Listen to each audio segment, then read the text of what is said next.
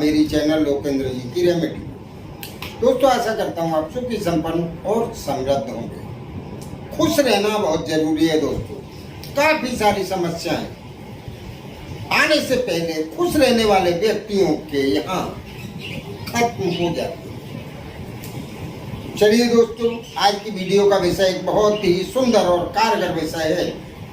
दोस्तों, आप सभी जानते हैं वैशाख मास का बड़ा सोमवार, आज वैशाख मास का बड़ा सोमवार है और सोमवार के दिन भगवान भोलेनाथ की आप छोटी सी भी पूजा कर लेते हैं तो ये एक ऐसे देव हैं जो भक्त के छोटे से प्रयत्न से भी खुश हो जाते हैं।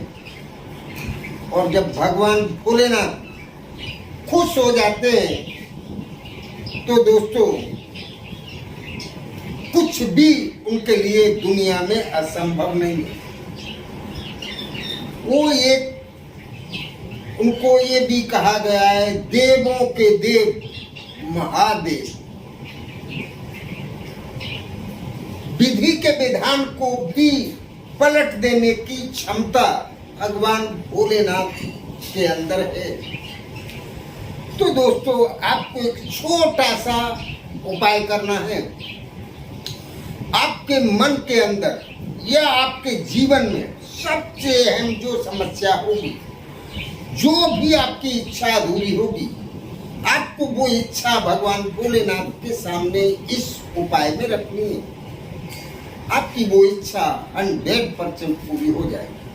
तो चलिए दोस्तों, ये शुरू करने से पहले मेरा आपसे निवेदन है, मेरी चैनल की मुलाकात जो भी पहली बार ले रहे हैं चैनल को सब्सक्राइब अवश्य करें। उसके साथ बेल आइकन दबाना ना भूलें, जिससे मेरी आने वाली वीडियो आसानी से आपको प्राप्त हो सके। तो चलिए दोस्तों, आपको करना क्या है, सोमवार के दिन आप किसी भी सोमवार को ये क्रिया कर सकते हैं। सोमवार के दिन आपको सबसे पहले नहा धो के स्वच्छ हो एक लोटा जल ले लेना है। उससे पहले आपको एक बेली पत्र ले आना है। आप 5 भी ला सकते हैं, 11 भी ला सकते हैं, लेकिन इस उपाय के लिए एक बेली पत्र बहुत महत्वपूर्ण है। दूसरा, आप अगर आपके आसपास कहीं भी बेली पत्र का वृक्ष है या पौधा है तो आप पता कर लें। अगर बेली पत्र नहीं है, बेली पत्र का अगर पौधा है तो आपको उसकी एक छोटी सी जड़ लानी है। बेली पत्र का पौधा अगर आपके पास नहीं है तो फिर आपको वट वृक्ष के पास जाना है, बरगद के पेड़ पे। और बरगद के पेड़ की जड़ ऐसे ही लटकती होती है। मैं फिर से बताता हूं, बेली पत्र की जड़ अगर मिले तो आपको बरगद के पास नहीं जाना है। बेली पत्र की जड़ अगर नहीं मिलती है तो आपको बरगद की जड़ लानी है। आपको छोटी सी जड़ ले आनी है, वो भी पूरे विनम्र भाव से। दोनों में से किसी की भी मिले, बेली पत्र की मिले तो पहले, वो अगर नहीं मिल पाती है तो बरगद की। हाथ जोड़ के आपको प्रार्थना करनी है, जिस वृक्ष से भी आप जड़ ला रहे हो उससे, मुझे आपकी एक छोटी सी जड़ की मेरे इस शुभ काम के लिए या मेरी ये अधूरी इच्छा पूरी करने के लिए एक छोटी सी जड़ की आवश्यकता है। ये वृक्ष मुझे वो जड़ आप प्रदान करें। और आप छोटी सी जड़ तोड़ के ले आए। वो जड़ लाने के बाद आपको अपने लोटा में 1 लोटा जल भरना है और उसमें थोड़े से चावल डाल लेने हैं। थोड़े से चावल आपको पहले से पीस के और उसमें थोड़ा सा पानी ऐड करके उसका पेस्ट बनाना है और उस पेस्ट से आपको उस बेली पत्र के ऊपर, दोस्तों ध्यान रहे, एक ही पत्ते पे लिखना है।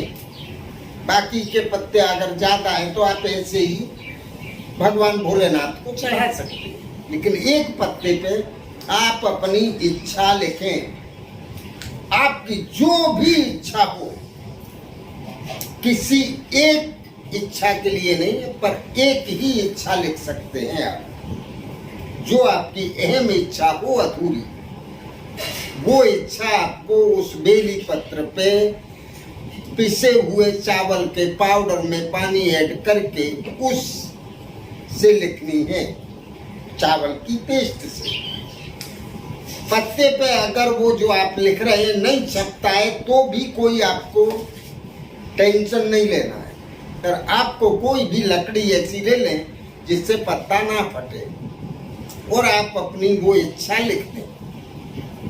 अगर लक्ष्मी प्राप्ति की है तो वो लिख दें, नौकरी प्राप्त करनी है तो वो लिख दें, बिजनेस स्टार्ट करना है तो वो लिख दें, अगर किसी का शादी विवाह रुका हुआ है, नहीं हो पा रहा है तो वो लिख दें। आप जो चाहते हैं, अगर आप किसी को पसंद करते हैं और उसको पाना चाहते हैं तो वो लिख दें। आप जो चाहें वो लिख दें, वो इच्छा 100% पूरी हो जाएगी। और लेके आपको शिव मंदिर में जाना है, आपको जल अर्पित करना है और वो बेल पत्र जिस पे आपने इच्छा लिखी है वो बेली पत्र शिवलिंग के ऊपर रख के, मतलब चढ़ा दें उसको, और उसी को ऊपर आप जल अर्पित करें। उससे पहले आप जो जड़ लाए वो जड़ भी शिवलिंग को अर्पित कर दें, शिवलिंग पे चढ़ा दें